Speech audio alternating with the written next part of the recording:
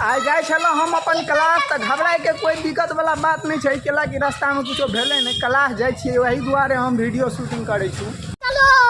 तो रास्ता में अबे देखलू कचरा तो कचरा के सेंट बड़ बढ़िया आवे छे अहाँ सुन तो जानते हेबे।